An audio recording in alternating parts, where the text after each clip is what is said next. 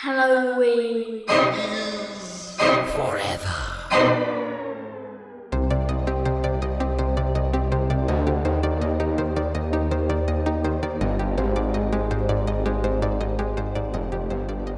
All right, here we are. Showdown time. But before we do that, got a little joke for you, as always. For those of you who are of Italian heritage, you'll definitely appreciate this one. This is going to speak to your lineage, to your roots. Are either of you of a Italian heritage? I know, Steve. I know you're not, right? Mm-mm. I am not. Sarah, German, you said? Yeah. Same. We might not appreciate this. This isn't going to speak directly to our heritage, but to our Italian listeners, it might. What is Mario's favorite state?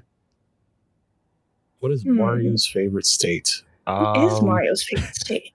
No. Steve, you might be able to get this one. I'm going to give you a quick sec. I don't. No, it's not intoxication, Dan. No, it's Louisiana, guys. Welcome, boys and girls. Wow. To another fucking showdown episode of Halloween is Forever. I'm Brian. I'm Steve. And I'm Sarah. Hello. Hey, welcome, Sarah, our guest. Before we get into this, Louisiana, guys, it was right there. It was right in front of your face. That's not bad. Classic Italian joke. Here we are. First of all, before we get into our topic and everything tonight, obviously you already clicked on that dang old podcast on your podcast or app, so you probably know what it is.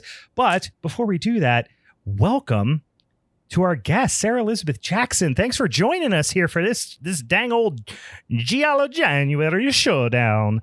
Thank you for having me. Yeah, we're super pleased to have you. We're excited to talk about some Giallo for a couple of reasons. But first of all, for those of you who don't know Sara, let me summarize. Actress, right? Special effects artist, cosplayer, general horror nerd, dare I say, internet horror personality. Would that be fair to say as well? Yeah, I have been known to be called that. You have been referred to that on some occasions.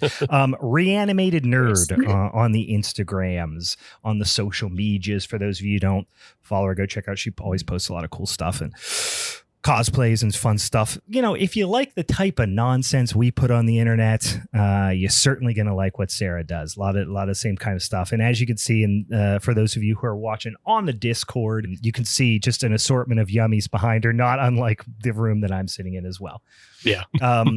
So we got a fellow horror nerd here with us to talk about a topic that has come up, that the fate, the magical spinny wheel of fate that throws all of our showdown topics to us, has thrown us Giallo, Steve, 3 times before at least, but it never wins. Mm-hmm. It never wins. It never won. And then also I was shocked because the other topic in the poll was Lance Hendrickson movies. Yeah. And which somehow is like that didn't win. That's like our listeners' speed, right? Lance Hendrickson, we are, I definitely expect. So this, not only did Giallo finally win, it took on a monster that is Lance Hendrickson, a fan favorite, and it won. So listen, the stars aligned. I'm pretty sure Mercury's in retrograde, and here we are talking about Giallo in January. January. January. So we're gonna do a lot of really offensive Mario-ish accents on this show. So it's gonna be that. It probably will devolve into Glenn Danzig impressions at some point. But I am super excited because I don't know, for whatever reason, this topic really felt like a good post-holiday, starting the year off type of topic. So I'm super excited about that. Quick question before we do all the top of the show stuff. Sara, are you a Giallo aficionado? I feel like it's a polarizing subgenre. What's your relationship with Giallo? I wouldn't say I'm an aficionado because I feel like people get very defensive for this type of topic, because it is such a very detailed. I feel like people are very particular with this subject. It's a little this niche, type of film. right? It's a little nichey. Yes. And then any subgenre that gets a little nichey, people do tend to argue. I agree with you 100%. There's a lot of like, oh, that's not a Giallo, or this is a Giallo. People love to have hot takes on what a Giallo is and what is not a Giallo, or like that's an American Giallo. That's like a thing that I think Quentin Tarantino and Eli Roth talked about on a podcast. So all of a sudden everybody says everything. Oh, guys, you know what? I think actually Friday the 13th Part 6 is actually an American Giallo. And they Part 5. Shut your fucking mouth. One, that's my take, and two, it's Part 5. Part 5 is an American Giallo. Was I inadvertently making fun of a point you said to me one time?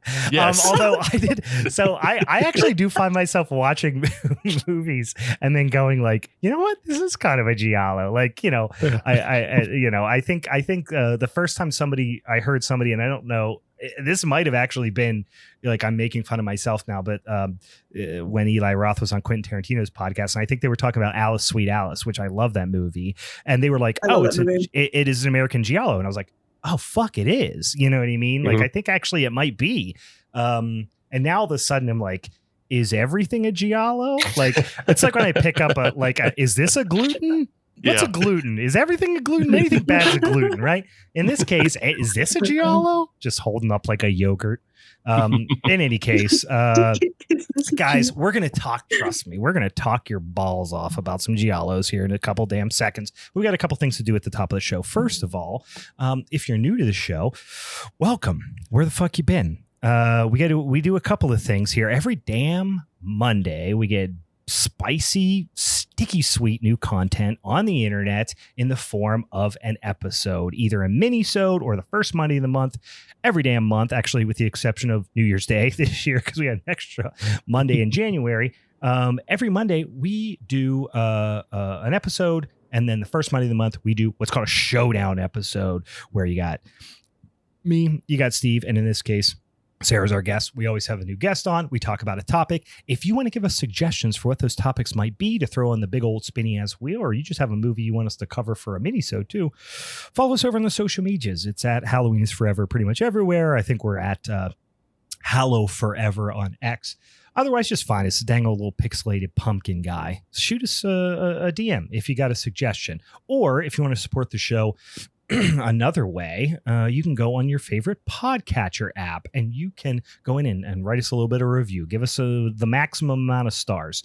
We will accept no less stars than that. Go on there, and then you write a little thing underneath that goes, hey, these guys, and then shoot us a DM. I'll send you some fucking stickers in the mail. I swear to Christ, I will. Next, the other thing I want to say at the top of the show is we do have a Patreon. For those of you who maybe haven't been around for a couple seconds, you've been slacking, you've not been paying homage in the way that you should be. Here's how you can make up for that. Go to patreon.com/Halloween is Forever. There's a lot of fun stuff over there. A couple different tiers. The first tier, fuck that tier. Go straight to the second tier, you guys. Give us $5 a month. You get a lot of tasty things. First of all, you could be watching us live. You could see all three of our lovely faces talking about Giallo films and drinking beers and things like that. And follow along and posting stuff in the chat and interacting with us live while we're recording. It's a lot of fun. You also get a lot of fun things, Steve. You just wrote a big old review of a bunch of different kind of wrap up for the year of some flickies that you liked and some you didn't like too, right? That's something that happens periodically. It happens every month as I just collect a whole, like, whatever I watch for the month. It's not, it's like half horror, but you get basically 3,000 words of movie review just delivered right into your lap, just puked right onto the internet, and then you get to read it. And then you read Steve, it. You talked about Godzilla 1, right? As well. Oh yeah, that was the big one here. Minus one. Jesus Christ, I still haven't watched it. I actually would try to get to the theater this week to see it, and I couldn't find time to do it. Is it still in theaters, or did it go ahead and leave already? I think there's still theaters around us, at least. Yeah. At least earlier in the week. Gotcha. It might be gone now. I might have missed my chance, but earlier in the week, there was one night where there was like a 7:40 showing, and I was like, oh, I might do that. And then I drank beers and watched a hockey game and then didn't go. Now the most important thing on the old Patreon that you're going to want to check out is really tragic for me personally. We do something that is it's a Patreon exclusive podcast called Family is Forever. And you might say, what the fuck does that mean? Well, here's what it means. Steve decided it would be a good idea to grift me into watching every single one of the Fast and the Furious movies. Guys, these movies suck ass, and not in a fun way. They're terrible, terrible movies. Steve has tricked me into doing it. It's a whole big psyop. It's fucking up my whole life. It's ruining a lot of relationships and just really throwing a wrench in my life personally and professionally. I hate it a lot. We have now watched Tokyo 6. Drift's like kind of okay. Nope. None of them are okay. Really? But no, you are right. That was the only one that was tolerable. It is the best. It is the best, but I use the word best in the loosest possible sense. Yeah. It's absolutely horrible, but it's the least offensive, but it still sucks ass. Yeah. But anyway, so Steve, we've done 6, right? We're 6 of them We've through. done 6. We've got 90 or 80 more to do, I think. As God. much as I hate the podcast, and hate Steve for making me do it, it is very fun. It is actually very fun to listen to. And we do piss our pants laughing just talking about how shitty these movies are. So even if you're like, why would a horror fan want to watch, 2 dipshits talk about Fast and the Furious? I don't know. I honestly don't know. But it is fun and you will laugh. So go ahead and check it out. There's been a lot of horror references in the episodes that I've noticed as I edit them, because it is a horrific experience. Yeah, it's a horrific experience, but also we draw a lot of connections. Like I know one episode we were drawing connections to the Halloween series, and just the way like Halloween 5 specifically. Yeah, yeah. Oh God. So like there's connections to the Halloween series that we find. So if you want to not watch the Fast and the Furious movies through the lens of a horror fan, it's sign up $5, you get one every month, and we'll be doing Furious 7 this month.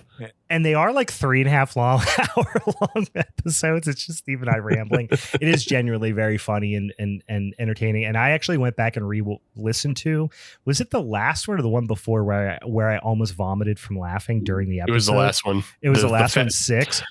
Fast 6. I'm not even going to ruin the bit, but Steve almost made me piss myself. It was genuinely the hardest I've ever laughed on a podcast. So, and I went back and listened to it and laughed exactly as hard. So, all right. That's all the self-promotion nonsense out of the way at the top of the show. I would like, however, for Sarah, because I always forget and then I wait until the end of the podcast. We mentioned your Instagram handles. Any other like fun projects, like things you would like to direct our listeners to go check out if they're like 2 hours into this podcast going, hey, I like her, she's pretty fun, and they should already have in their head where they can go check you out? Where would that happen? Well, a lot of my stuff is on Instagram. That's where I update a lot of my things. I do a lot of conventions. I mostly around Florida, but I am starting to branch out to do some more South states. I do a lot of like guest conventions, so I tend to travel a lot. I do have a short film coming out that I was in, and I did the special effects makeup for. Sweet. I believe when I first started talking to you guys, I sent photos about it. We were having original music done for it. Should be done soon. So that'll be coming out. When it comes out, I'll post about it. So yeah, most of my updates are just on my Instagram. Yeah. It's reanimated.nerd, right? On the Instagram. Yes. So referencing Reanimator, because I'm looking at the syringe I have behind me because I cosplayed Herbert West once. I was just drinking out of my Reanimator coffee mug several minutes ago, but I left it downstairs. I'm a huge Reanimator fan, a huge all the things. Jeffrey Combs. Glows in the dark. Hey, there you go. Love it. Yeah. Horrifying levels of racism aside, I am a huge H.P. Lovecraft fan too. Like, oh yeah, right. It's don't say the name of his cat, guys. It's like being a Michael Jackson fan. Yeah, it's like being a Michael Jackson fan. You just gotta you gotta deal with it. It's not fun.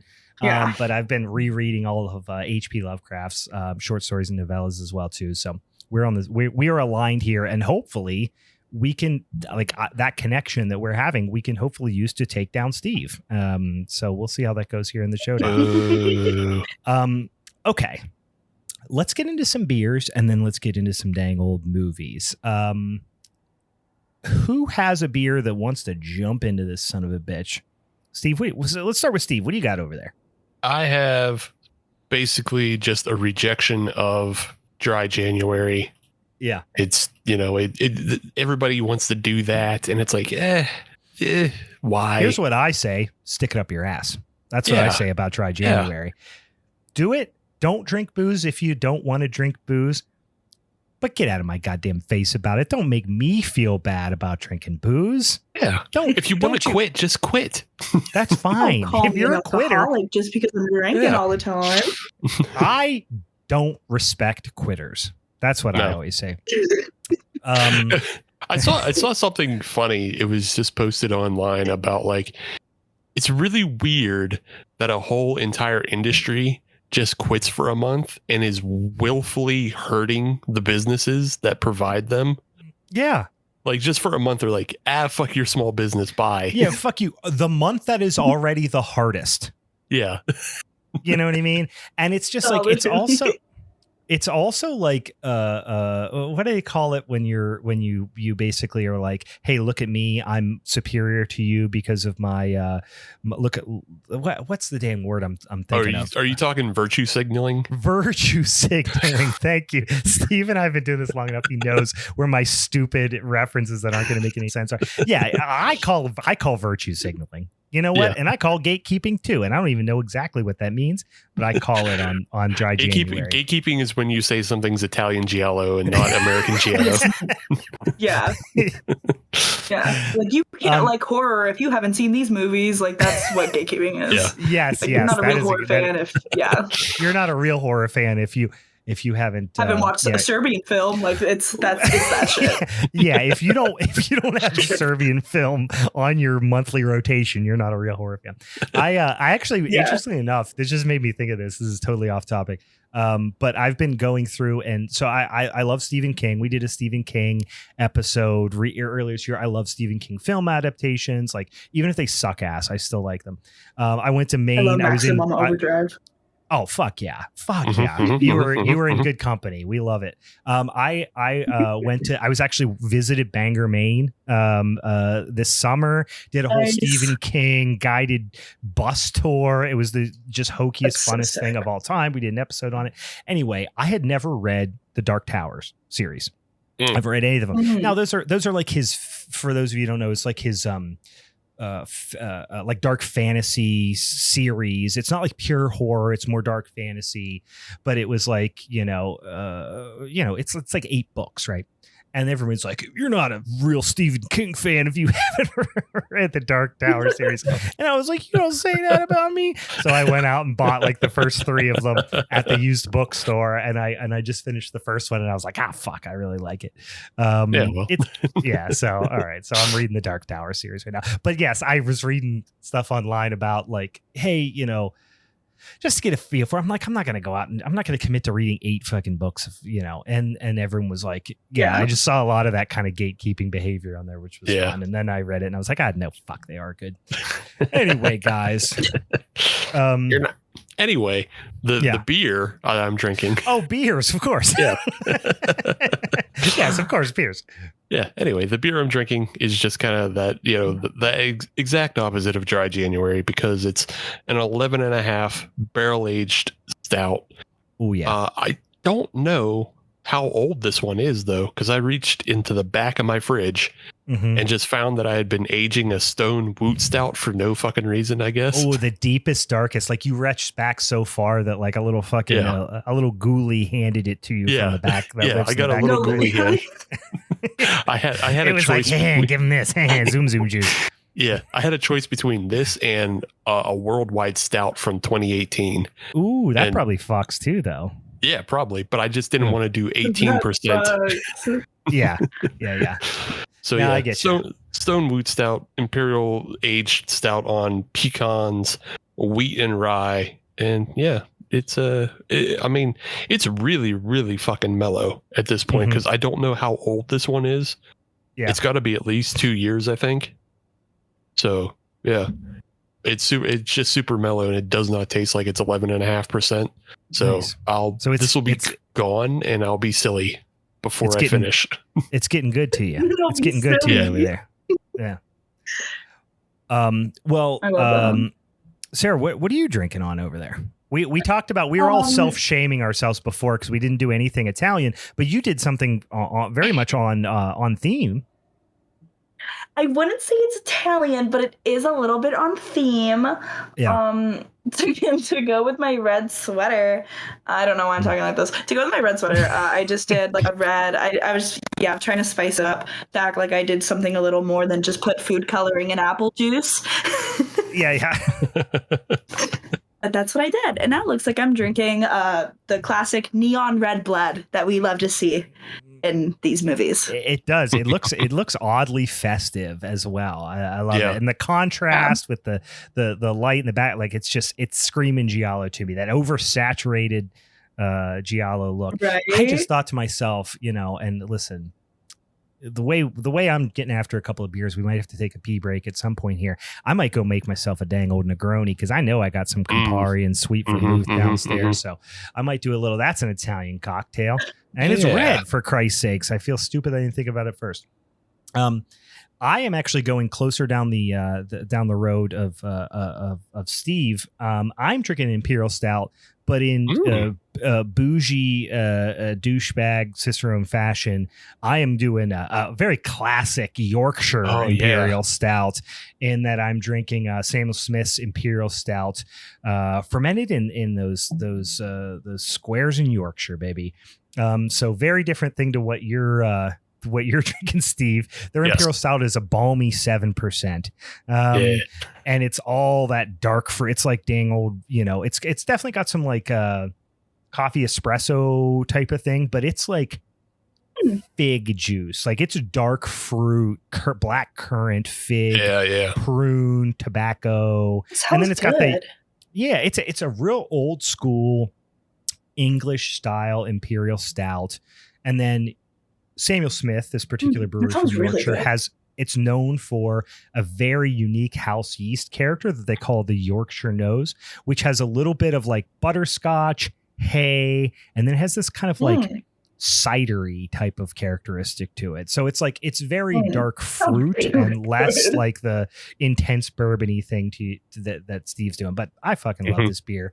I always drink English beers around Christmas because it feels very Dickensian to be drinking English ale around Christmas time, and this one was like the one I didn't get to in the variety pack. So I said, you know what, let's fucking get after it. That sounds good.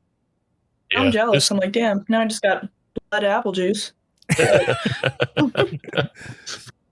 I was going to say, Sarah, if you added milk to it, then I think it would have the same consistency as like the Argento blood, where it's opaque.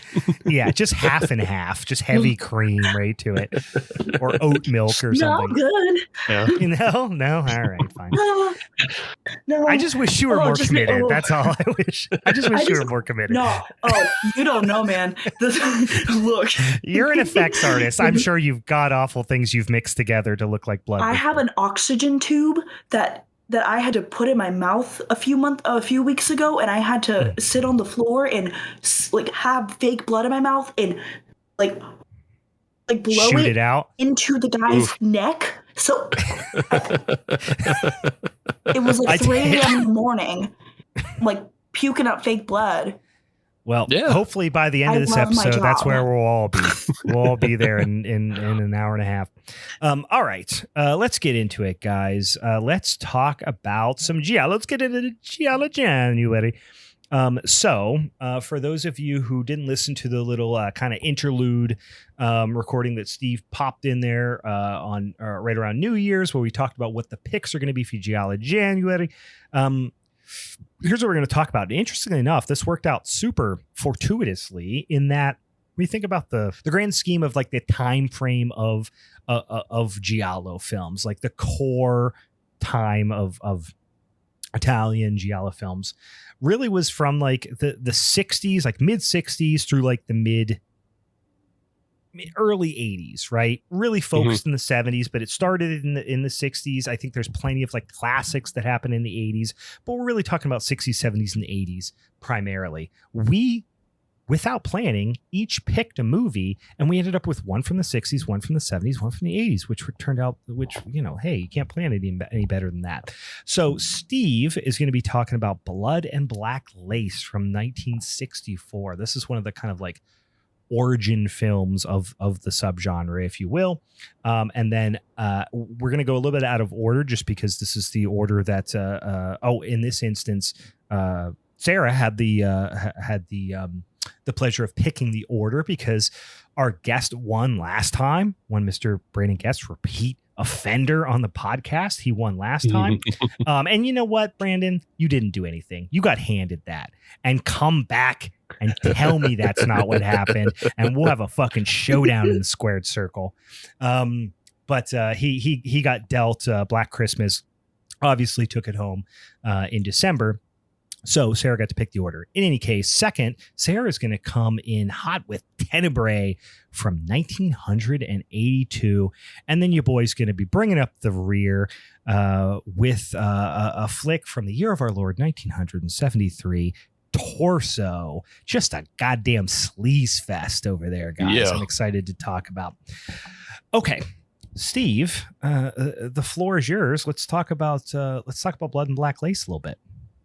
Yeah, so 1964, as we said, Blood and Black Lace, directed by one Mario Bava. Mr. Bava. It's a me, Mario. It's a me, Mario, the director of the movie. Louisiana. So, yeah, I'm from Louisiana. That's where the origin of this movie. That's where it comes from. I want to respect people's Italian heritage, right? I know it's a province in Italy, Louisiana. Right. It's right above Sicily. It's right below Florence. Yeah. It's where Papa John's from. It's right there. It's across from Buca di Beppo's. It's across from Buca di Beppo's. But yeah, Blood and Black Lace. I picked this one specifically because of the one. It is one of the originators of the genre. It's not as sleazy as the following films that we'll talk about. No, sir. It has a little bit of more class than some of these other.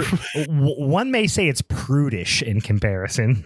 Is prudish in comparison to Torso. That's a damn pervert movie. Every movie is prudish in comparison to Torso. That's exactly why I picked it. I love it. The other reason why I picked it, though, was because it stars one Cameron Mitchell. Mm-hmm. And everybody, I mean, at least between Brian and I know for sure that Brian and I are Mystery Science Theater fans. Mm-hmm. And just if you have, most people have this image of Cameron Mitchell being a sit-down actor. But if you go far enough back, he's actually a real actor, and he does a really well put on performance. Mm-hmm. For being an international cast in this film. Yeah. This film is wild because Bava brought in American actors, German actors, and Italian actors and said, okay, let's make a movie. And I'm not going to record sound on set either. So don't worry about not saying the lines right, because you're all getting overdubbed. Yeah, it doesn't matter. And honestly, Steve, you're acting like this is like some sort of crowning achievement. It makes it pretty easy when you literally don't have to say anything or sound like you give a shit. Well, that's one thing I like about these films. That's one little quirk I like about them. It's just the obvious dubbing. I like it. People hate it, and honestly, I like it. I like it too. And and I actually I don't want to get too far ahead, but I almost didn't pick the movie that I picked because I love it, because it's not dubbed, right? It's subtitled. Right. That threw me off. I will say that. And I had second guesses because of that, but anyway, we'll keep that. I don't know why I'm opening myself up to these criticisms this early in the episode. Yeah.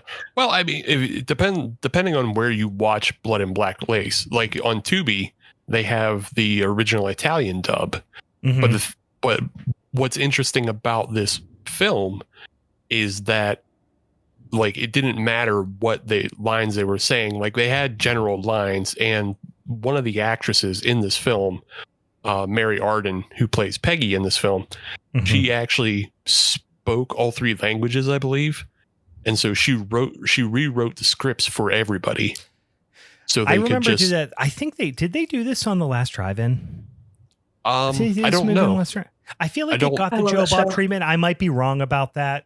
But I do remember hearing that fact before, it's just an impressive fact. Yeah. If they did it on the last drive-in, I didn't see it, but that's obviously a Joe Bob fact that would come up as well. So, yeah.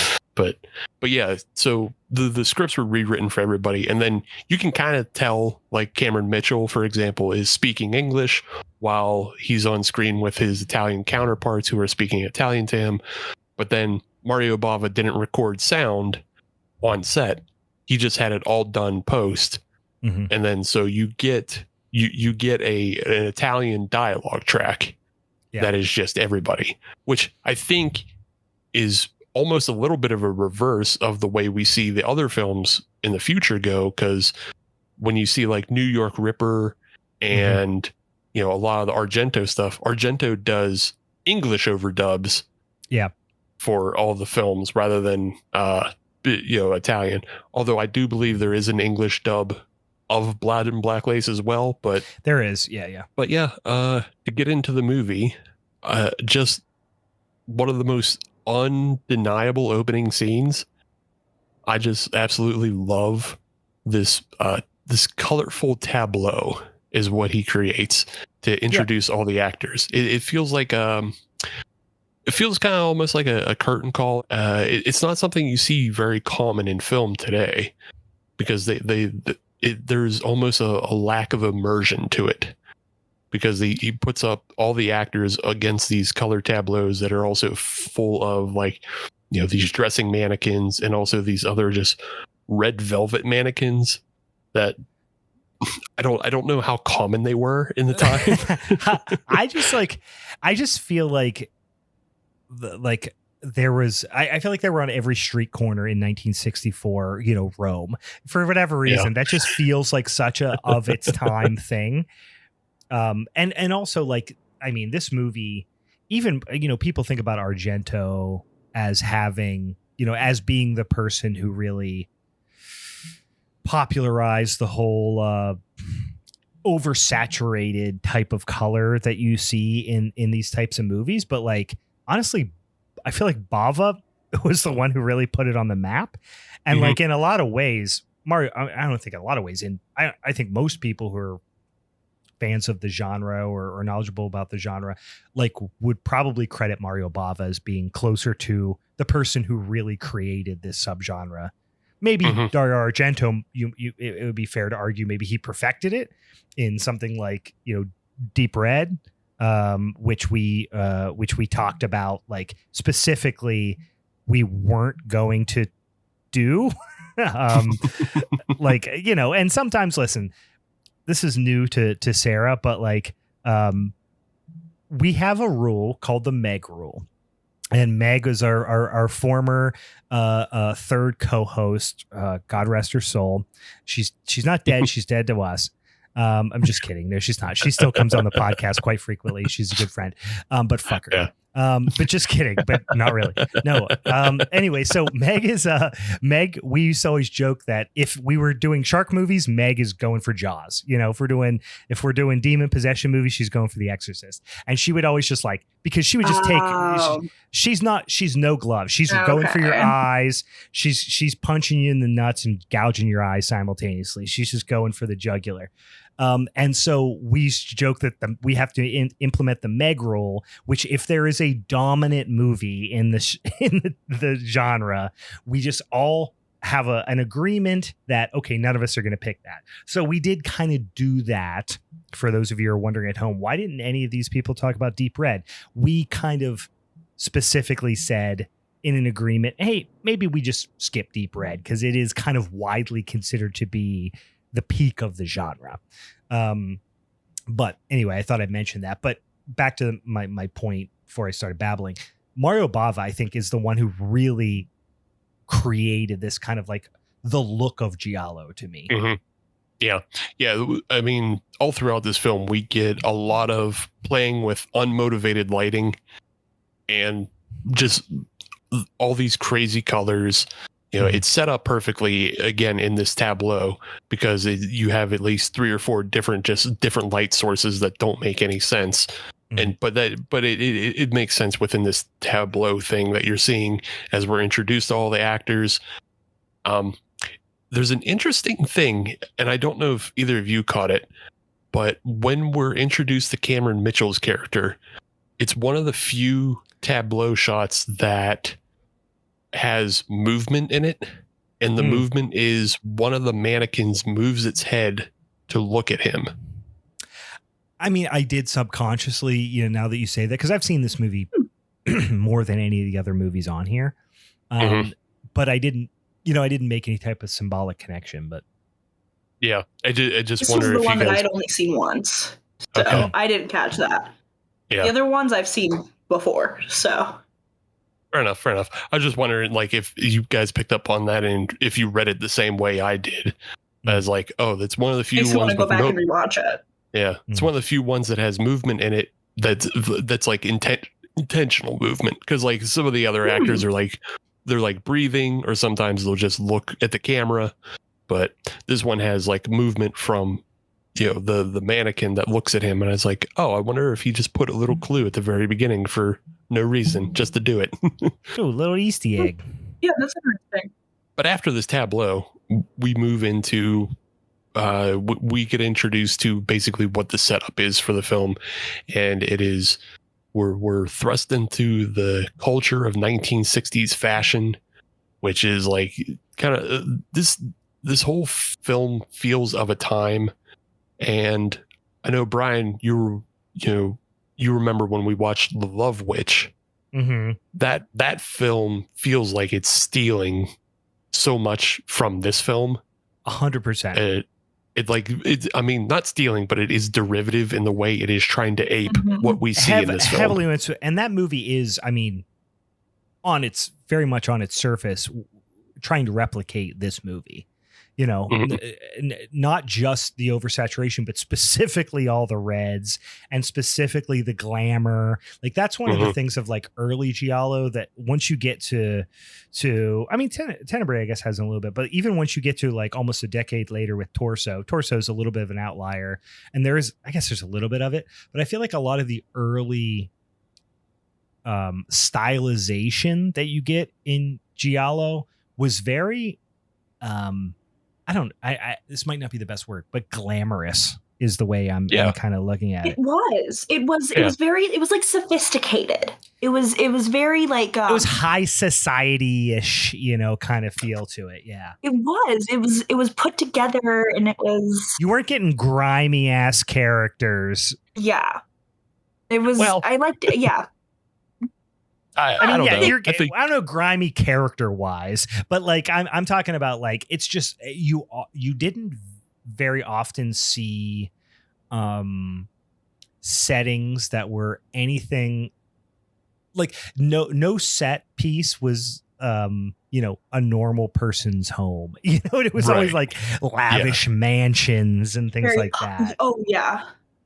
Yeah, like these people have their old money. Like they have good. Like they are very Every house has like a 15-foot ceiling, is what. Yeah. Right, and then like a bunch of windows and crazy like ornamental woodwork and stuff. Yeah. So and we get that in this film obviously because we're thrust into the haute couture of the Christian fashion house, and we basically experience a murder blackmail plot set within high fashion society. One of the things that we get early on from Bava, that after he's done showing off with all his colors, then he starts showing off with like shot composition, and we get very busy frames. We get very movement oriented frames. And so you see it in like this first scene. It's Nicole coming to meet Marco, right? I can't. This is one thing. I mean, for those of you who listen to the show, know I'm terrible with names. These movies have so many fucking characters, and I can't keep track of whose name is who. Like, I really can't. I can't. When there's 5 characters, I can't keep track of people. But when there's 20 characters, I really can't keep track of people. And like some of the set pieces get used over and over again. Like the service station in this movie, I'm 90% sure is the same service station that's used in Torso. Yeah. Yeah, like oh my god. Yeah, like they're definitely shooting it in similar places too. So these movies, like, oh yeah, as much as I love Giallo, they blend together for me, and the characters are all the same people. Oh yeah, right. Yeah, it is hard to keep track of, and like they all have their own kind of motivations, which is like it's kind of the beauty of the film, because they all have their own motivations as to why they could be the murderer and why they're doing the things they're doing. So it's Nicole and Franco is at the start of this film, and Nicole is running out of the fashion house to meet Franco in like this rainy, and they got the wind machine going and they got the rain machine going. Yeah, they love it. So much mist. Everything's so misty all the time. Actually, this is not as much mist. My movie is all mist. This is a little bit of mist. But yeah, your movie's a lot of mist and fog. They definitely got the fog machine out in the woods. But we pulled some Sam Raimi shit. It really does. Wait, we got to save that there because like Torso. I think that's why I like Torso, is because it's like it feels like a Sam Raimi directed Giallo. Yeah. Yeah. That's not a bad idea if he's listening. He's not, but yeah, he's not. But if he is, let's put it out into the universe. But even in this busy frame of we have Nicole and Franco in this clandestine meeting, and you have all these crazy unmotivated lights, but also in the background in the house you can see people moving in the windows. There's action happening even outside of the action we're supposed to be paying attention to. Yeah. Having just came out of the holiday season, I couldn't help but think that one of them was a Michael Jackson standee on a train, just going around in circles like Home Alone. Yeah. I don't think they were doing that. I don't think they were waiting on the pizza man to take advantage of them. All right, fine, whatever. But right after this little clandestine meeting, we also get introduced to the character Isabella, and Isabella is kind of the crux of the entire film. She is the first domino to initiate everything. Mm-hmm. But in her introduction, Bava takes the time to really paint these kind of lavish portraits of the architecture that they're in. Like you get a lot of high archways, you get these unmotivated lights just blowing out the back, and like when she comes through that archway of trees, and it's just this giant bright spotlight that has no reason to be there other than to just provide that the lighting of, it's an illogical lighting, but when the lights in the lamppost go out, that's the lighting in the back that just kind of makes everything that much more ominous and spooky. Yeah. So she's like trudging through the rain, and then she is attacked by the killer. And I love the way the killer is in this film. It's definitely not this way in the other movies that we'll talk about tonight, that you see just the full body killer. A lot of the Giallo is based on, you see the black gloved killer.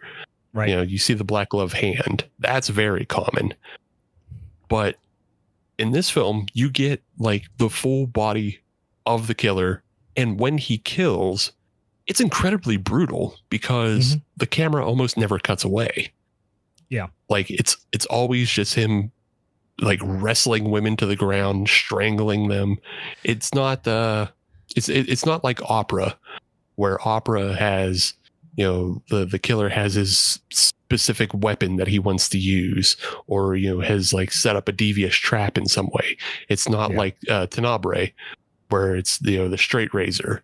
It's he just has no plan about himself other than I'm gonna wrestle some women and I'm gonna get my way. Yeah, it's a little bit more. So still, regardless of the violence in Giallo movies is oftentimes very bracing in that way, but at the same time, people die so easily. Like, you can strangle a person in 4 seconds. And it's like if you don't get air in your lungs for 4 seconds, fucking dead. You're underground. And the same thing with like, well, in Tenebrae, but this is not just, I'm not picking on that movie because like it's every Giallo. If somebody gets their throat cut, it's like they were shot in the brain. They're immediately dead. Well, it's funny because in Torso, I'm not going to mention because we're not to your movie yet, but I'm literally thinking of one very specific scene where, I mean, as soon as something gets wrapped around her, she's done. Oh yeah, she's dead. Literally, if something touches your neck, you're dead.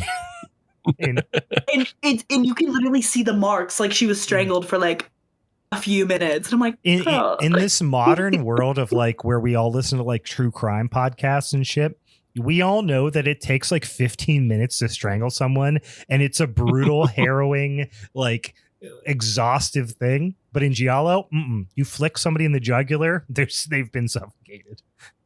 I think what you're both forgetting and missing is that in this time, everybody smokes. So everybody has weak ass baby lungs.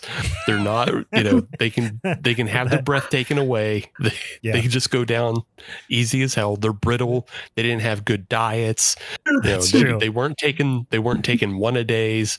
So like, even though, they're hot and they're in shape, they cannot sustain any damage. They're living off like nicotine and weed and champagne. It was literally, yes, it's nicotine and wine. That was 90% of their caloric intake. Nobody has any muscle tone. Nobody has any fat on their body. Nobody has any muscle tone. They're just skin and bones. And if you flick them in the throat, they die. So that makes sense. That makes sense. Honestly, yeah. Yeah. With the exception of the Inspector Silvestri in this movie, because that dude is basically like Italian Reacher. Like he's Italian. It's funny to call him that because he's like so scrawny in comparison, but yes, I understand what you mean. Yeah. I mean, he's scrawny in comparison to real Reacher, but like still in comparison to everybody else, he's towering over it. Yeah. But also, let's be clear, we're not talking about Tom Cruise 5'2" Reacher. We're talking about the new TV series Reacher with the big giant jacked lumberjack guy who I don't know, but is very, very, very attractive man. Oh yeah. Big guy. I'm not saying I have a severe crush on him, but I have a severe crush on him. He's a very good looking man. Everybody's in love with Alan Richardson. His Aryanness makes me slightly uncomfortable, but he's very attractive.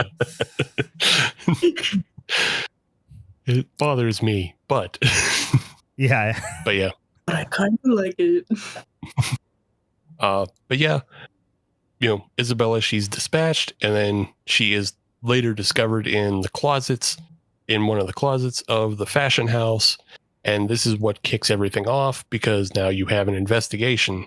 And in this investigation, they also find her diary, and her diary, boy, she was really shitty about just keeping notes on everybody. Like she kept Bad dirt bitch. On it all. Yeah. Her diary wasn't like, I wake up and go journaling. Yeah. It wasn't like, burn book. Yeah, exactly what I was going to say. It's a burn book. It's a full-on burn book. Burn book. Yeah. It wasn't, I'm going to wake up and I'm going to journal my intentions for the day. It's, oh, that bitch Peggy, she had an abortion. And Marco, he has a pill addiction. And Franco, he gets me my Coke. And Massimo, he is, this, that, and the other. It's like, wow. Yeah. Oh, yeah. It was full-on Mean Girls burn book. Yeah. Absolutely. And so this becomes the crux of like why everybody is dying. That's pretty apparent. You just don't know why. You don't know who is trying to keep their name out of the book. Yeah, they all have motivation. Right. Which is another Giallo hallmark is, the whole subgenre could be just called like, red herring, because there's just all it is setting up how many people So many people have motivation. Everyone has motivation, but who actually did it? It's just suspicious Italians. Just sus Italians. That is the subgenre. Italians. Fuck Giallo. I don't want to hear about the yellow and the paperbacks and the pulp novels. Just call it sus Italians. That's what it is. Yeah, sus Italians. Yeah. With intent to murder. It happens. I mean, I think you guys' films are sus Italians, but also creepy perverts / creepy perverts. I don't have as many creepy perverts in my film. You got a couple. Got a couple. Not gonna lie. Not gonna say I don't. Not gonna say I'm not guilty of having some perverts in my film. I'm gonna say I'm better than you guys, but yeah. The guy who's not. I'm trying to think. There's too many fucking characters, but the guy who plays like Cesar, I think it is. Cesar. Okay. Luciano Pagozzi. Everyone, like you've seen him. Everyone's seen him who's seen like Italian movies. Like he's a pretty common guy you see quite often. I refer to him as the Italian Peter Lorre. Yeah, he just looks like Peter Lorre. Yeah. He even talks to me a little bit. He's a fucking creep. He could do nothing sexually threatening, and I'm immediately like, that guy's a pervert. He's a rapist. Keep him away from me. Like he just oozes that energy. Well, I mean, he also oozes other things because, like, his head is constantly wet. Like his forehead is always plastering down his hair. Yeah. So, like, which lends to that Peter Lorre, allegory of just like he has stringy, wet hair that's plastered to his head. Right. But like he basically almost does nothing in this film except get accused. Because when they're at the police station, when you look the way that you look. Yeah, it's gonna happen. People are gonna accuse you of crimes, especially when the other people are accused. They're drug addicts trying to hide their own dirt, and they're like, "But look at him; he's impotent and he can't have sex with women." So it's like, this little Peter Lorre looking ass motherfucker over here. Like that's the guy. I do the same thing. Yeah, fair. I want to jump ahead. So we get the setup of, the diary and everything. And there's a little kind of back and forth of like who has the diary. There's some little switcheroo going on. But we have the character of Nicole, who we started the film with. She says, she calls up Franco and she says, "Hey, Franco, I got Isabella's diary. I'm going to bring it to you and you can tear out the pages and we can deal with what mentions you." Because Franco is like a coke dealer, and also he's having, an affair with Nicole after leaving Isabella.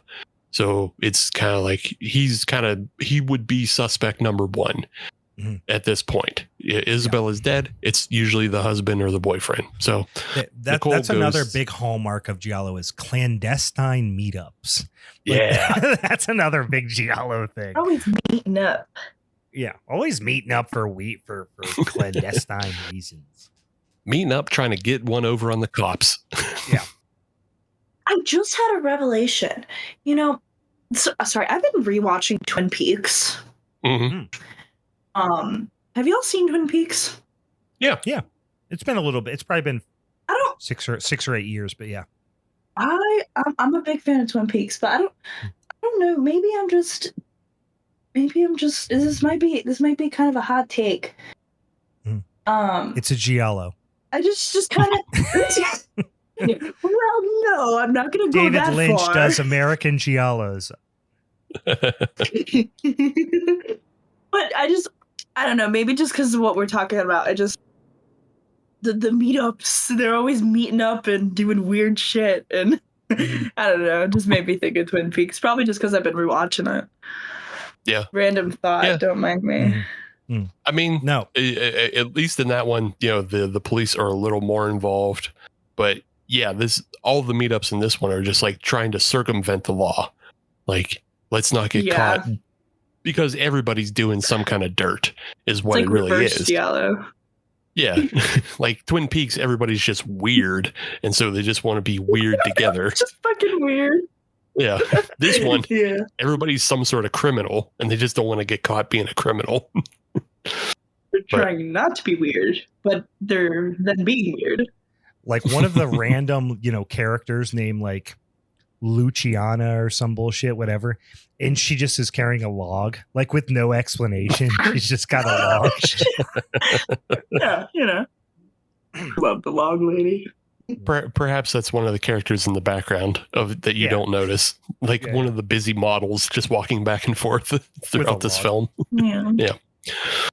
But I just wanted to fast forward to the scene of Nicole. She goes to visit Franco, and Franco is an antiquities dealer, and just this whole scene is like beautifully shot, and you get this crazy neon light that is set up on her arrival. It's like a flashing dance club sign, but somehow it occupies the entire antiquities house. And, there's no way this light could fill that much space. But then also you have like these purple lights all throughout the antiquities shop as well that have no source at all. Yeah. So it's just painting this wonderful, dark, colorful maze because she's just running through the shelves of like, vases and suits of armor and shit like that. And there's another scene, which is a much more, much less desperate scene. It's more like just kind of setting the setting the scene type of thing. But it's like, I think it's not long after. It's early on in the movie. I don't remember exactly where it is, but it's a bunch of models and they're getting ready, and they're doing this kind of like, it's not a panning shot. It's on like a track or something like that where they're. It's actually before. It's actually before this scene that I'm talking about. But yeah, I know it's early. But yeah, it's the one where they're going through like, and everyone has their own little like, oh God, what's the word I'm looking for? Their own little like dressing rooms. Stalls, for lack of a better term. I'm trying to think of like when you go to like a fancy hotel and they have like the little things you can rent by the pool. They're like these little mini, tents by the pool. The word I want to say is pagoda. Cabana? Not accurate. Cabana. Thank you. I want to say pagoda. That's not it. So they have their own little like changing cabanas, and it's like going past them, and you're like kind of getting this this like look into it. I don't know. It's just such a fun dynamic shot. There's so much color. There's so much activity. Mm-hmm. That's just one of the very first scenes I think of when I think of this movie. It's such a pedestrian scene. Nothing much is happening, but it just that's like one of the first ones I think of. Yeah.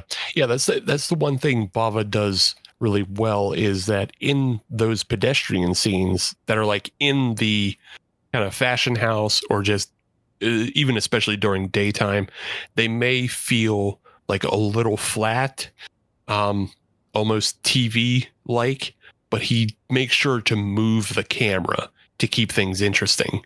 Whereas like, a lot of the times, when these murders are happening, it's all the bright garish light that that we associate with the Giallo subgenre. But, even when murder isn't happening, he makes sure like the camera's moving. He has a lot of motion going on. And so it keeps the film just like an interesting thing to look at, as well as, specifically back to that scene Brian's talking about, is we have Nicole. She's kind of going back and forth between these cabanas and like trying to find her way out. But even in the background is busy, and the foreground is busy. So like everything is busy.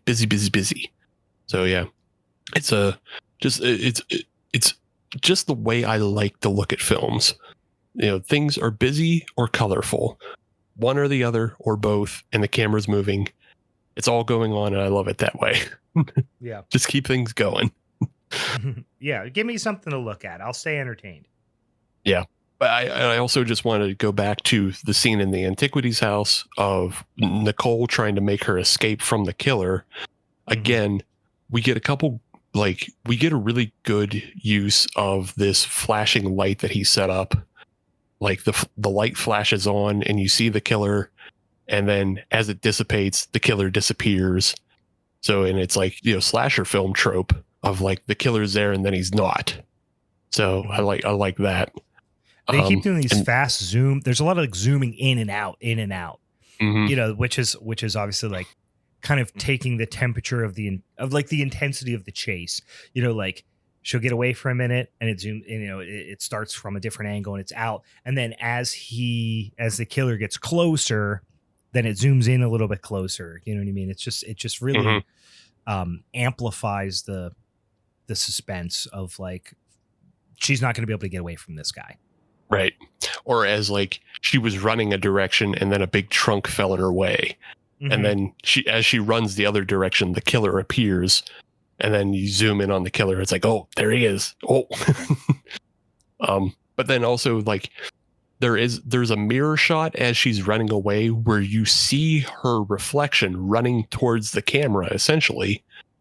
But then she runs and hits the mirror, and then the camera moves to show her. And these kind of shots, I guess you probably say pre-80s, pre-90s.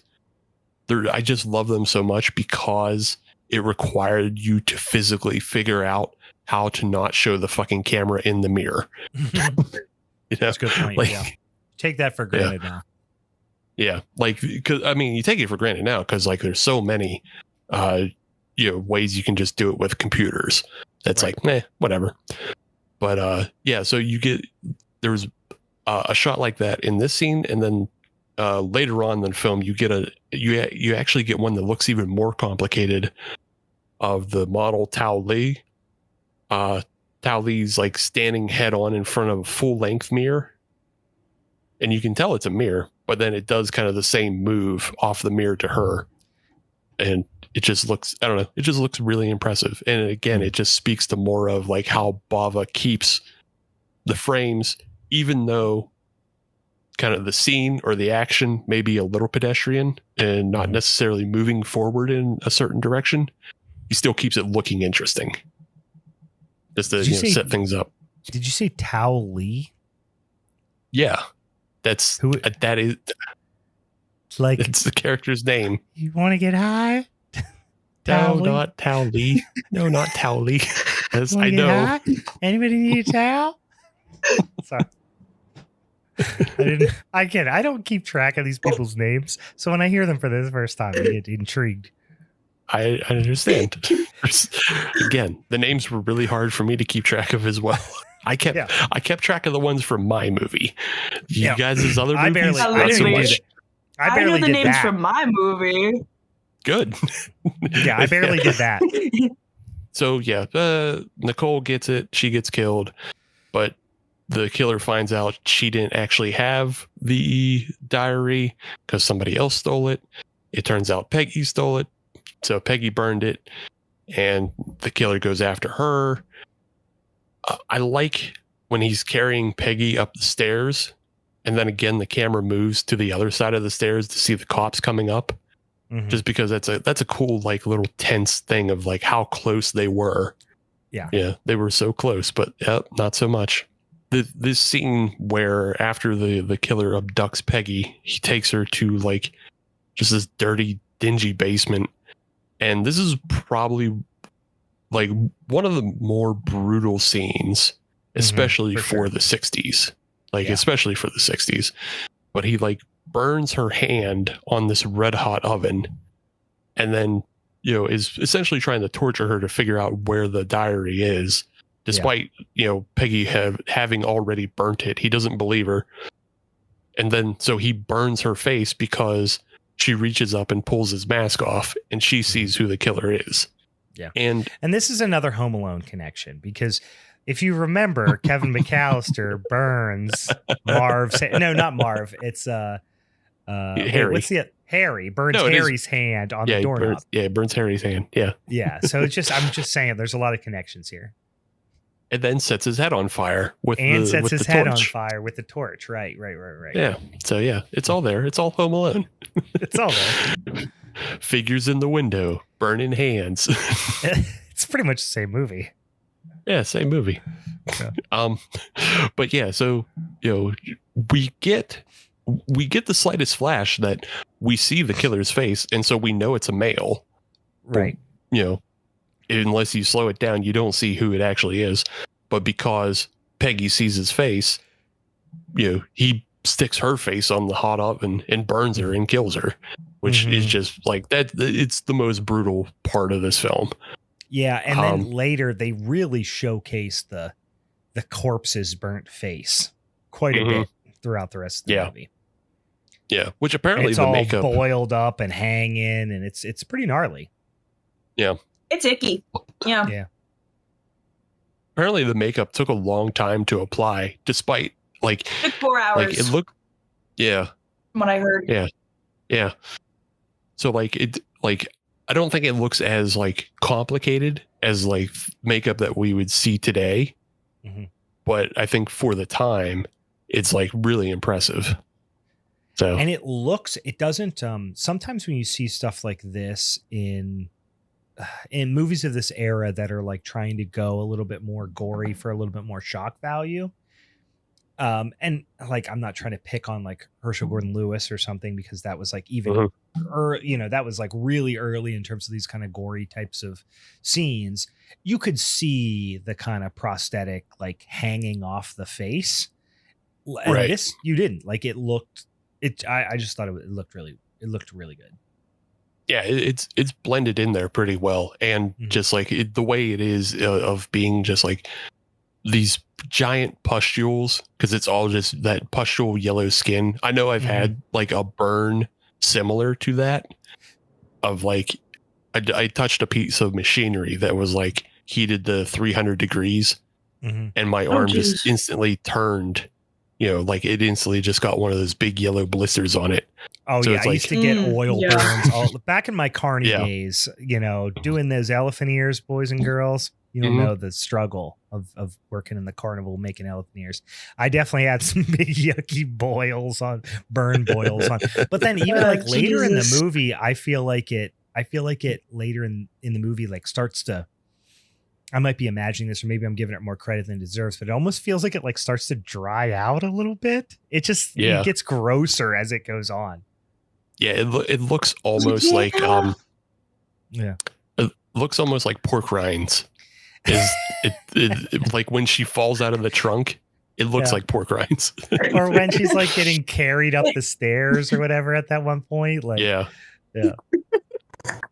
It must have been like a mix of like, I mean, I don't know if I don't have liquid latex. It must have been like a mix of liquid latex and something and some other shit. But it looks latexy, but it like latex, if after a long time, like if after a few hours, it will turn like a bit of a yellowish. If it's just like white liquid latex, it'll kind of yellow after a little bit. So that it'll kind of get dry, and so that might give the illusion of said pork rinds. Boy, I wish I had some. So, if I had them here, I'd eat yummy, right? Shit. Sorry, you don't have those snacks for you. I don't need crunchy snacks on the mic. Yeah, I have liquid latex. I don't have pork rinds. Oh, I already have been, but you see, I've been moving very far away. I didn't eat any dinner tonight, so I have been eating Cheez-Its, but I've been like 2 feet from the mic, just to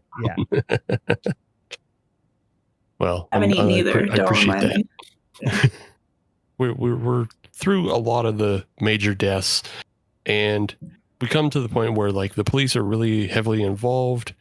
We see the gas station that Brian assumes is also his gas station, and it's because the gas station attendant had seen the car leaving the antiquities dealer. So the police get the idea that if they knew about this car has an alarm in it. So whoever knew how to drive this car knew how to shut the alarm off. And the cops just blanketly arrest everybody associated with Nicole and Peggy, and they bring them all downtown and they say, fuck it. You're all going to jail. Which, hey, back in the day when you had no CCTV cameras or anything like that, that's just how you just do it. You just round cast them a up. wide net. You say usual suspect style. You just line them up. Yeah. Everybody's going to jail. This is where we get that scene that we were talking about, how Italian Peter Lorre is just flop sweating as another man accuses him of being impotent. You have Franco, the antiquities dealer. He's been in a clandestine meeting with the Marquis Ricardo, The two of them have struck a deal before they were arrested to, give Franco an alibi against Nicole's murder. So you have all these moving parts, and then just on his own, there's Cameron Mitchell just having a smoke, not giving a shit about anything. He just it's pretty wonderful the way he just is stoic through the majority of the film. Like, you don't necessarily suspect him other than the fact that it's Cameron Mitchell. So yeah. Well, something's going to happen. Either he's the bad guy, or he's going to catch the bad guy, or just, from the star power. It's like when you saw somebody recognizable on Law and Order. Like, that guy, something's going on with that guy. Right. Like, he's too big of a face or a name to not be something happening. Yeah, to not be involved some way, somehow. Mm-hmm. And the same with Eva Bartok. Eva Bartok was a big name back then as well. So the fact that the two of them are kind of tied together as the owners of the fashion house, you're like, oh, well, it's probably one of these two. It actually winds up being both them. Yeah, it's both. It's both them, because as all the men are rounded up at the police station, the wife of Ricardo, Greta, she goes home, and then as she's going home, she opens the trunk of her car and finds Peggy's burned up face in the back of her trunk. And she goes, oh, I can't call the police, I guess, for some reason. Yeah. I better hide this body in my house. Mm-hmm. And then that's when the killer kills her. And this is where you get your kind of first kind of uh-oh, because you say, wait, all the men are locked up. So who's killing these women now? Why are these women getting killed all the time? Mm-hmm. And then they're just getting stacked up like fucking cordwood out here. Like, they're just like literally getting stacked up, which is an odd, unnerving phenomena in this movie. Which I think that's kind of we talked about how in Black Christmas, like, Bob Clark did a lot of things that were like, he almost predicted the way the genre tropes would be and did some subversive things. And I think Bava kind of does that in this film, where he predicts that a lot of Giallo films are going to be centered on these psychosexual maniacs. Yeah. Because that's what your two's films are. Your two films are psychosexual maniacs. Yep. And so Bava says, I'm going to do it where I'm going to make the killer look like that, but it's actually like a more, not mundane, but a more just like reasoned plan. Yeah. For the murder. Yeah. And he has his killers. That's why, you find Peggy and Greta like stacked up on each other in this weird, like they've been literally pressed up against each other and just left that way in a weird way. And so, like, the killers are trying to make it look like psychosexual murders.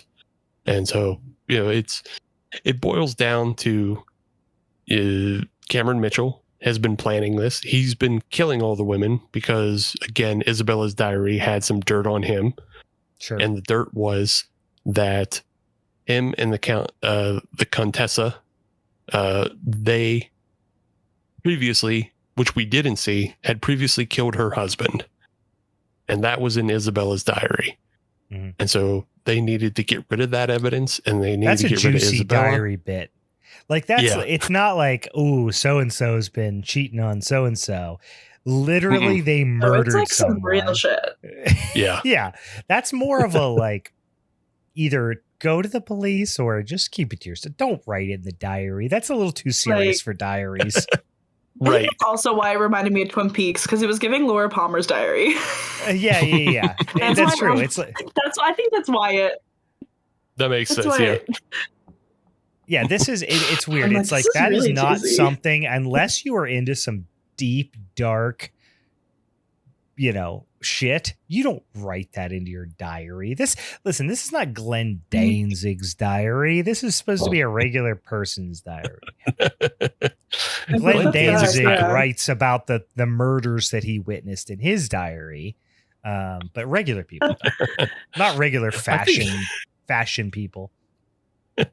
I feel like Glenn Danzig's diary would just, he's never witnessed the murder, but it just always starts with, wouldn't it be cool if some lady had her face burned? Yeah, but then her boobs were out too, because I'm Glenn Danzig. But the kids were out. But what if she had like a crazy rack? That's what all of Glenn Danzig. That's the beginning is wouldn't it be cool if, and then at the end, but what if she had like really big boobs? That's how he ends. What if wouldn't it be cool if, and then just tits? Yeah. I think that's just every like paragraph Glenn Danzig's ever uttered as well. Right. And I took my shirt off. Then I took my shirt off and I got stuck in my leather pants, and it was bullshit. It was bullshit. And the lost books of the Bible, and Wouldn't it be cool if there were werewolves that were cowboys, but also they had huge racks? And all you can eat gabagoo. Oh man, I wanted to get some more to tell earlier this week. Oh, fuck yeah. Yeah. Down on that. Yeah. But anyway, so we get a strange clue is when Cameron Mitchell and all the other boys are being released. Cameron Mitchell has this little notebook that is very recognizable because Bava has done, zoom in shots on it. And we say, well, how can he be the killer and have this thing if he had, if he'd been locked up? Mm-hmm. But it's the very next scene, and he's down in the basement, and we see the reveal. Oh, his basement is the basement where Peggy was getting her face burned. Yeah, and then the Countess reveals, "I did the murders for you, and I killed those other girls while you were locked up." And then it kind of almost turns into like an Ashley Judd type thriller movie at this point. That, and also I just feel like the whole thing, like that could, if that was played a little bit more, like that could have been stretched out. You know what I mean? I just feel like it was rushed a little bit. That whole like reveal could have been the mid, and I don't know exactly what like minute it happened, but like that could have been the thing that was like, oh, here's the mid twist, and then later you get the other twist, or like it gets explained later. And it just felt, I don't know, it felt like they set this up and you're like, oh, what's happening? And then they just like, never mind, here's what happened. You know what I mean? It just felt a little rushed, I guess. I don't know. Maybe it just felt that. Maybe it wasn't runtime wise, but that's how it felt. Yeah. Well, I understand how and why it feels rushed. And I mean, it is part of the runtime because like the reveal that, it's the Countess and Massimo happens at like an hour 9 and the movie's an hour 28. So yeah, it's a pretty tight movie. So yeah. You got to wrap this shit up. But also at this point, like, even though we've seen the police inspector, these guys are nowhere near, like the police are nowhere near figuring this out. So we need somebody to reveal the answer to us, and everybody else is like getting killed. So we kind of just need the killers to just tell us, what's going on. Yeah. It doesn't, no one has done the detective legwork to figure it out. Right. So, yeah. I mean, I think you see that in some other Giallo films. Like sometimes the detective actually figures it out. Sometimes it is the detective, aka opera. Yeah. So yeah, it's like, yeah, rarely are you, that's a good point. I didn't even think about that. Rarely are you seeing it from, that's almost a Giallo trope in and of itself that I didn't really think about, is like the authority. It's almost Charlie Brown world where where the parents almost don't exist. In Giallo films, like the authorities almost don't exist a lot of times. Right. Or if they do, they're either like kind of bumbling, or they're just ineffectual, or they're just in the periphery in general. Yeah. Yeah, like they're super ineffectual. I would say like through all 3 of the movies tonight, they're completely ineffectual. Like the cops have a presence in my film, but like they're mostly ineffectual. The only thing they do is they throw in the monkey wrench of arresting all the guys at once. they create a monkey wrench that creates a plot twist. Okay. Tenebrae, they're pretty ineffectual. Like they are bumblefucks. And then in Torso, they're non-existent. In Torso, it's a doctor. The doctor is a cop, essentially. Yeah, right. It's Dr. Cop. Dr. Cop. Dr. Cop. Yeah. Dr. And then Cop mine's Esquire. the FBI or like whatever. Yeah. They're completely non-existent. Oh, wait. No, there is one scene with the cops in Torso because they interview the guy who takes dumps on the side of the road. They do. I forgot about that. That guy rules. Yeah. Shout out to him. He's a real one. Yeah. Shout out. He does it. He does what he needs to do. Yeah. He's like, I don't want to get too crass, but we like to litter out here. He's like, what do you mean litter? I was going to take out a crap. I take it as shit. Yeah. Take it as shit. But yeah, the film leads to one last kill, which is Tao Li. And here's the thing. They decide to drown her in the bath, and she didn't forget to bring a towel. So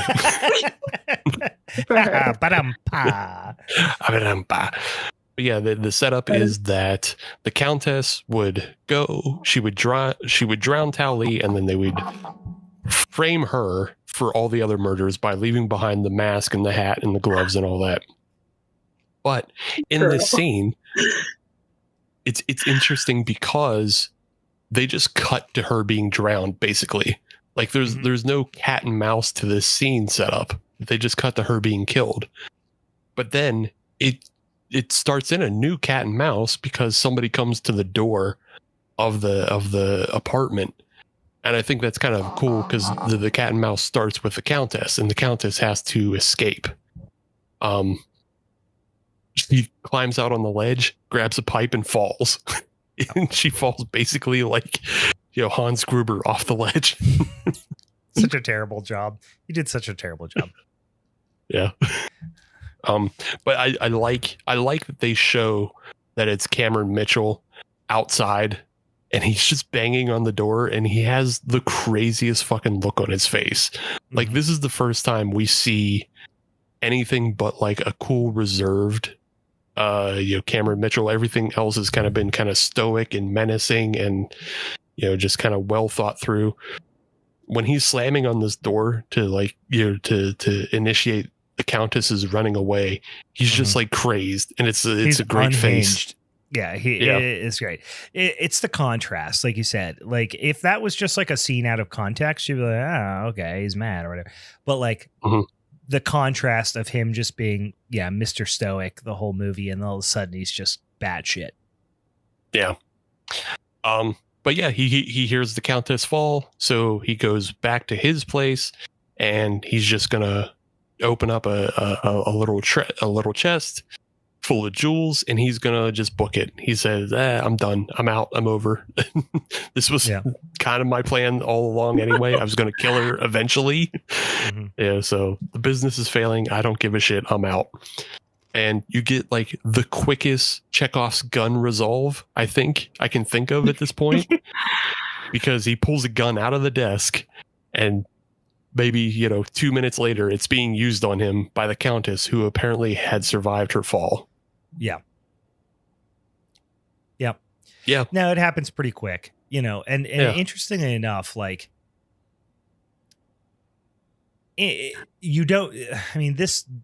some of these movies, like this movie in particular, I'm trying to think, I don't know, I'm jumping to conclusions, but I think like a lot of these Giallo movies, you could probably say the same about.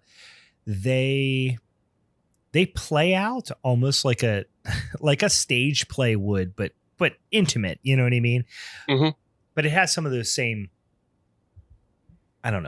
some of those same tenets that you would expect. Oh, for sure. If you see somebody running a bath, somebody's getting drowned in that bath. Right.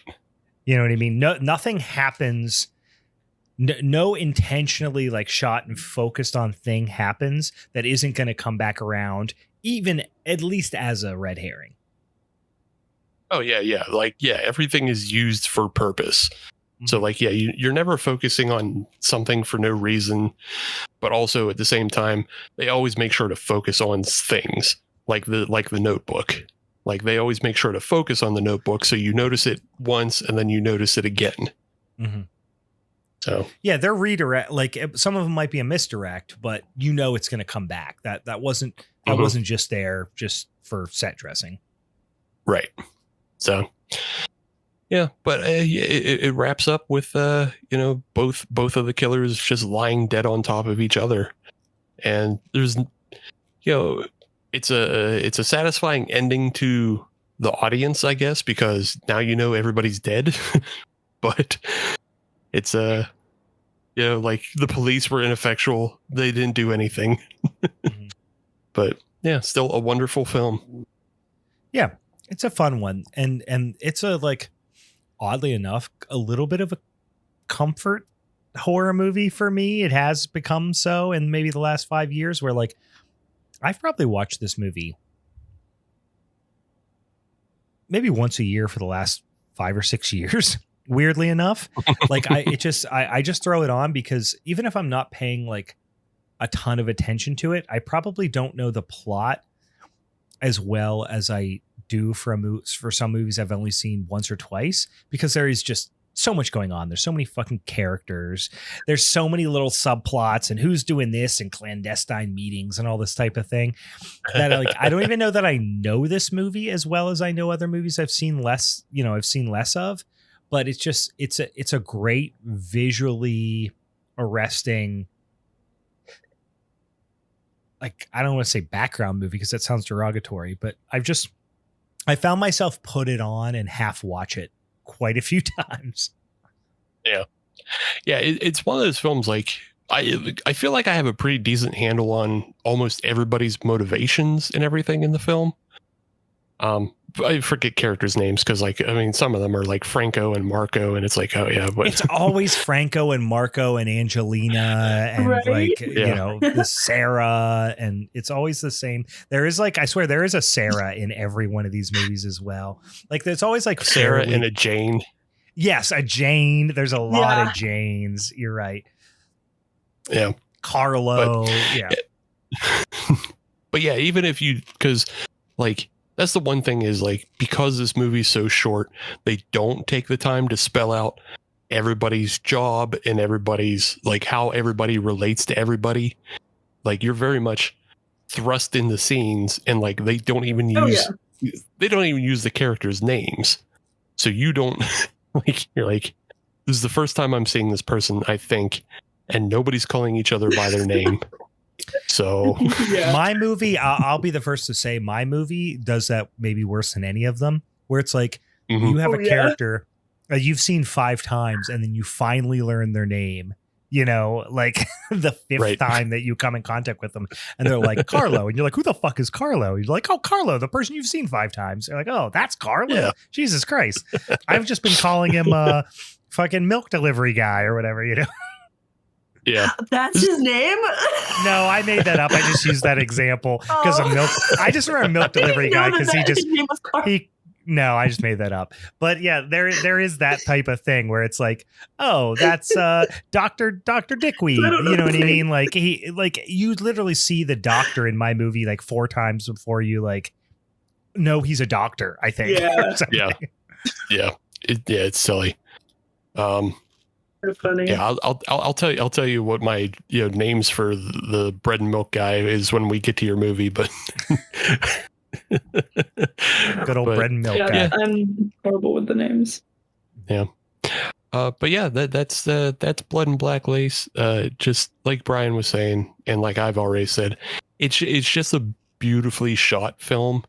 Like even if you aren't completely keyed in on all the the little background motivations and everything, it's still just wonderful to look at, and you can tell this is an inspiration for both just kind of the Giallo genre, but like just filmmaking in general, like the way everything moves forward.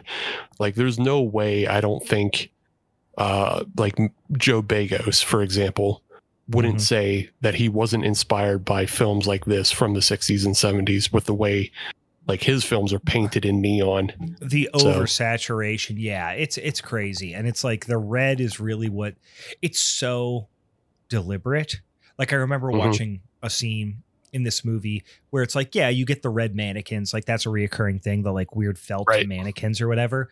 But then like fucking everything's red, not just even close. It's like the telephone on the desk is super saturated red, right? You know, and the backlight is like this intense, like Teenage Mutant Ninja Turtles, like glowing, you know, purple, you know what I mean, or something like that. It's just there's no way that it wasn't a huge influence on so many filmmakers that like are having a moment right now. Like Joe Beggo is obviously a great example. Yeah. Yeah. And Panos Cosmatos as well. Like Yeah. Even though like he tends to also put like a lot of softness on his films and stuff, it's just like the way things are bathed in color rather than, you know, relying on just like a shitty color grade of like orange and teal or some shit like that. So yeah, but that's my movie. That's Blood and Black Lace. I will say my overall take on this movie is like a lot of movies in this subgenre, not like a lot of the ones that like a lot of Italian horror genre. I wouldn't even say just Giallo. It is a little bit style over substance. And I don't fault it for that. You kind of know what you're getting into with that. And for this movie in 64 to be an example over this kind of like this movie really being focused on like excess and style over substance, I feel like this is an early example that sets the groundwork for what the genre becomes later. And like, I think in the kind of 70s, I think is where, or even late 60s is where people start to like put together that like we can stretch things out and tell a little bit more. Not that this isn't coherent, but tell a little bit more coherent story and have all the stylistic elements. And I don't know, one movie that we won't talk about because I didn't pick it, and I almost regret not picking it, but I love Torso, don't get me wrong. Like I don't regret picking this movie, but I think one that is a really great example of like self-actualized Giallo in that it's got the style, but it also is a really great story and it's got great performances. And I almost picked it and then I didn't. Frankly, just because I didn't feel like watching it again and I felt like watching Torso. Like that's honestly why I did it. And that's stupid, but that's why I did it. Is Bird with the Crystal Plumage. Oh yeah. Like that movie is just like, it's such a great movie. Like Deep Red is too, but we agreed we weren't going to do that one. But Bird with the Crystal Plumage is like great story, great twist, stylized, but a lot of substance to it as well. And like, if there was one criticism of this movie for me, like I said, I love to see it. I've probably seen it more than any other Giallo film, meaning Blood and Black Lace. But it just, I kind of find myself, there's a little too much plot to get in the way, that gets in the way of the story. You know what I mean? Yeah, I get what you're saying. I think, because I wonder how much like American cinema played as a reaction to this, because if we think about the genre films of the 50s, of how just flat and boring they are a lot of the time, of just like, we're going to do science exposition in a lab for, you know, however long, and we're just going to make like a procedural movie. And like, okay, so the movies make a lot of sense script wise, but they're also boring because they've explained everything away. Now you get these films in Italy that are like way over stylized, and they're like, we're not going to explain anything. You want it all explained? Read the script. Fuck you. Yeah. That's where you get the character names. Yeah. So I wonder if how much of that is like, how much these films are like kind of a reaction to like the more boring procedural films of the 50s and 40s. But yeah. No. Yeah, I get what you're saying, but also I think that's just like, again, it's a hallmark of all of these films where just there's a bunch of shit that happens in these movies and they're not necessarily explained. And you kind of got to figure it out and watch multiple times to do that. The other thing that is honestly probably my favorite part of this movie is Cameron Mitchell. And because he is like a disturbing villain. And he reminds me of, and this probably plays to this performance's advantage, is that I love Night of the Hunter, and Robert Mitchum in Night of the Hunter. It might be the best horror, and that's not even a horror movie purely. It's more of a suspense movie, but like one of the greatest movie villains, scariest movie villains of all time, in my opinion, is Robert Mitchum's character in Night of the Hunter. And that was like, I can't help but think when they, I don't know what year Night of the Hunter is top. It was in the 50s, right? It was before, it was before this. I can't help but think that they were going for a little bit of a Robert Mitchum thing when they cast Cameron Mitchell, because he is that like stoic, but like when you just see like all of a sudden the something's a little bit weird about him, and all of a sudden the veil lifts just a little bit and you're like, oh Jesus Christ, this guy's like a monster.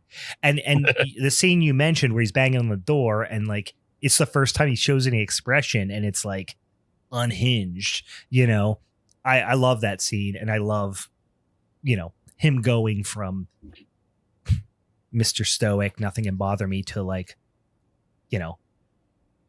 fucking Jack Torrance on everyone, It just reminds me of Night of the Hunter, and that's probably why I love it so much. So I'm probably like giving it quite a bit of maybe even more than it deserves because I'm equating it with that, but right. But before we move on, I had one note and I forgot to bring it up, but I swear to God, if whoever watches this film, go to the scene where Nicole is just about to get killed with the claw in the antiquities house. And there is a piece of music that sounds exactly like a Ghostbusters cue. I don't know why, but you can just compare it. And I'll maybe try to put this up on social media, but there's a cue that sounds exactly like a Ghostbusters cue. And the composer for Blood and Black Lace did not work on Ghostbusters. Just so not 20 some years later. Is it now? I'm imagining, which I'm sure this isn't the cue you're talking about, but it's just like as she's getting killed, it's like yes, it is like the first 3 bars of the Ray Parker Jr. song, and Ray Parker Jr. plagiarized. Did Ray Parker Jr. write the score for Blood and Black Lace 1964? Yeah. Have you ever heard this? Giallo film? Ghostbusters is a Giallo. Have you ever heard the story of Ray Parker Jr. delivering the theme song, the who you gonna call Ghostbusters, and like he got paid up front for it, and then like he waited until the 11th hour because he was partying to actually write it, and literally like the producers and everybody on the movie were like banging on his hotel room door like, we need it now. And he was like he locked himself in the closet and wrote it and recorded it like in the closet of a hotel room. It's a really funny story. Hearing that. Yeah. 80s were wild. 80s were wild, son. Yeah. I mean, that's also how Hulk Hogan and Vince McMahon wrote the script to No Holds Barred. So, hey, just lock himself in a hotel room. That's where all the best shit happens. You lock yourself in a hotel room. Anyway, sure, we'll go with that. Yeah, that's how the Bible was written, you guys. Anyway, so it was Paul. It was all those guys because they all lived around the same time, Anyway, okay, that was Blood and Black Lace from 1964. Continued in part 2.